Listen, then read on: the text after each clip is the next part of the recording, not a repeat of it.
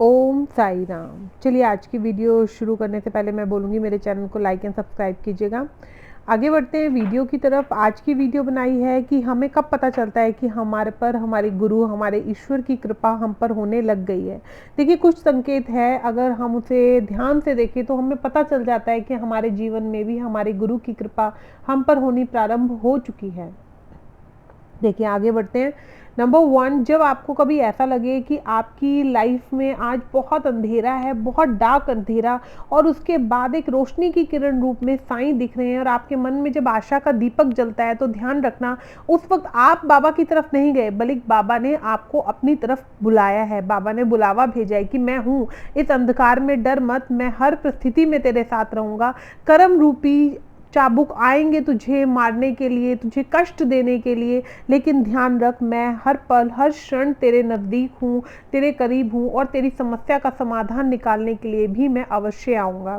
देखिए दूसरा हिंट, जब हमारे को ये लगता है कि हमारे आसपास ना कुछ सकारात्मकता हमें दिखने लग रही है, बहुत लंबे टाइम के बाद, अंधकार के बाद अब कुछ पॉजिटिविटी नज़र आ रही है, तो समझ जाना ईश्वर की कृपा आप पर होनी प्रारंभ हो चुकी है। कहीं ना कहीं आपका एक टेस्ट का समय जरूर चल रहा है, लेकिन गुरु ने आपका हाथ पकड़ा हुआ है। देखिए अगर हम टेस्ट दे रहे हैं और हमें पता ही नहीं कि टेस्ट में देना क्या है, तो हमारा हारना निश्चित है। लेकिन अगर हमारे साथ हमारे गुरु हो मार्गदर्शन करने के लिए, टेस्ट तो जीवन में होता ही है। हर मनुष्य की ज़िंदगी में एक मोड़ ऐसा आता है जब उसे परीक्षाएं देनी पड़ती हैं। उस परीक्षा में सफल होने के लिए अगर गुरु ने आपका हाथ थामा है, तो वो परीक्षा का समय आपका कष्टदायक होगा, लेकिन इतना नहीं होगा जितना होना चाहिए था, और फिर आपकी जीत की उम्मीद भी उतनी ही ज़्यादा बढ़ जाएगी। क्योंकि गुरु ने आपका हाथ बड़ी ही मजबूती से पकड़ रखा है।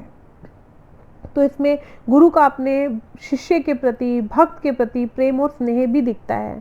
देखिए कभी आपको ऐसा लगे, थर्ड संकेत, जब आपको ऐसा लगता है कि बहुत ज़्यादा आप नेगेटिव होते जा रहे हो और आप पॉजिटिव हो नहीं पा रहे हो, लेकिन अचानक आपको ऐसा लगता है कि नहीं, अब मुझे पॉजिटिव होना है, बस हो गया बहुत, अब जितना भी मैंने बैठना था बैठ लिया, मुझे दोबारा हिम्मत करनी है, मुझे उठना है, अपने परिवार के लिए उठना है, अपनी फैमिली के लिए उठना है, या मुझे कर गुजरना है। उस समय पे भी ध्यान रखिए कि ईश्वर ही आपसे ये चाह रहा है, उनकी ही ये मर्जी है, वह ही ये चाहते हैं कि बस अब तेरे बैठने का समय बहुत हुआ, अब उठ।